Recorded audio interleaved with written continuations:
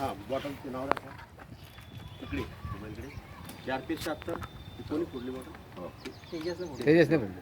बरोबर आहे ना हो हो काय काही प्रॉब्लेम नवीन नाही नाही नाही आम्ही स्वतः फोडत असतो शेतकरी हातून फोडली पाहिजे. शेतकऱ्याच्या हातून फोडली पाहिजे हा? तुम्ही फोडली का? बरं चला ठीक आहे. बरं तर आम्ही सुद्धा असा विश्वास ठेवत नाही कारण की आमच्याजवळची जी सील पॅक बॉटल असते तीच आम्ही फोडतो आणि शेतकरी म्हणतो मी फोडलेली आहे विश्वास ठेवा आणि मग कशाच ठेवायचा विश्वास कसा ठेवायचा नाही का तर हे RPS 76 आपलं 100% ऑर्गॅनिक टाकायच्या मध्ये दादा ठीक आहे बस असा काळ्या कलरचा रंग असा असतो. रंग येईल तर हे सगळ्या तुमच्या समोर दसऱ्याच्या शुभमुहूर्तावर आणि बालाजी ॲग्रोचं उद्घाटन करताना बरं का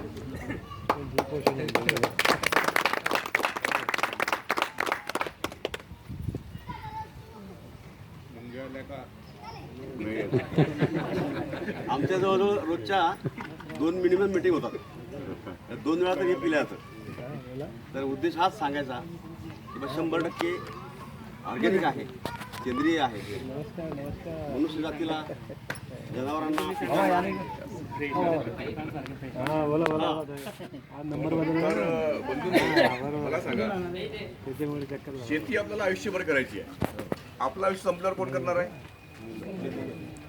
आपले मुलं करणार आहे. म्हणजे शेती आपला कायम व्यवसाय आहे. बरोबर मग याला काही पर्याय नाही, आपण शेती कायम करत राहणार आहोत. मग आता शेती करताना दिवस रात्र करताना 24 आपल्या डोक्यात विचार काय असतो की माझा खर्च कमी कसा होईल आणि उत्पादन कसं वाढेल.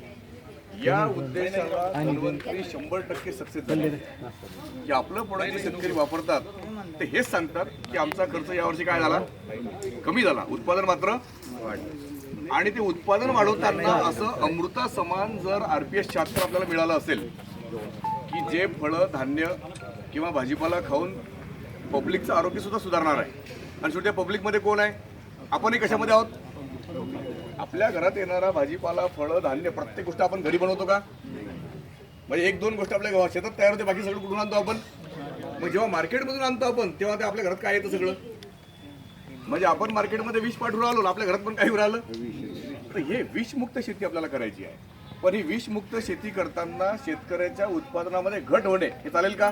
नाही. तर त्याच्यावर विचार कोणी केला? डॉक्टर रमेश पाटील सरांनी केला की शेतकरी आपली सल्ला केव्हा ऐकेल, त्याचा फायदा झाला तर शेतकऱ्यांचा फायदा करून देण्यामध्ये धन्वंतरी 100% सक्सेस झालेली आहे. आणि म्हणून आपलं आता पूर्ण भारतामध्ये 28 राज्यामध्ये धन्वंतरीचं काम वाढत गेलेलं आहे. आता प्रत्येक तालुक्याला मोठ्या मोठ्या गावामध्ये आपल्या शॉपिंग निर्माण होत आहेत कारण खालून डिमांड काय होत चालली, वाढत चालली. आम्ही काही दुकानदार लोकांना भेटलो अगोदर कोणत्या उद्देशाने की शेतकऱ्यांचा अप्रोच कुठं असतो? दुकानदाराकडे. पण दुकानदार काय म्हणायला लागला, काय आहे तुमच्या प्रोडक्टमध्ये? आम्ही त्यांना सांगायला लागलो याच्यामध्ये हिमिक आहे, फुल